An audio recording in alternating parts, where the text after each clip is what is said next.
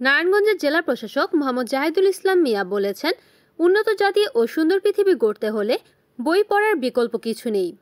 রবিবার ১৩ জুলাই বিকেলে নারায়ণগঞ্জ জেলা প্রশাসনের আয়োজনে বিভিন্ন লাইব্রেরির মাঝে বই বিতরণের সময় এ কথা বলেন তিনি।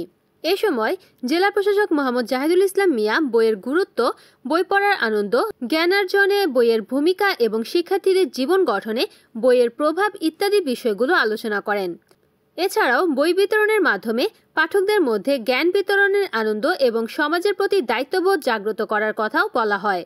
নির্বাহী ম্যাজিস্ট্রেট রাশেদ খানের সঞ্চালনায় এ সময় আরও উপস্থিত ছিলেন অতিরিক্ত জেলা প্রশাসক আলমগীর হোসাইন, অতিরিক্ত জেলা প্রশাসক আইসিটি মাশফুকুর রহমান, জেলা সুপার ফোরকান ওয়াহিদ, মহানগর বিএনপির সদস্য সচিব অ্যাডভোকেট আবু আলী ইউসুফ খান টিপু, নারায়ণগঞ্জ কলেজের অধ্যক্ষ ডক্টর রুমন রেজা, বাংলাদেশ জামাতে ইসলামীর কর্মপরিষদ সদস্য মাওলানা মাইনুদ্দিন, মহানগর ইসলামী আন্দোলনের সভাপতি মাওলানা মাসুম বিল্লাহ, গ্রন্থাগারের পরিচালক দেবাশিস ভট্টাচার্য, গণসংহতির সমন্বয়ক তরিকুল ইসলাম সুজন, বৈষম্য বিরোধী আন্দোলনের আহ্বায়ক নীরব রায়হান সহ বিভিন্ন প্রতিষ্ঠানের প্রধান।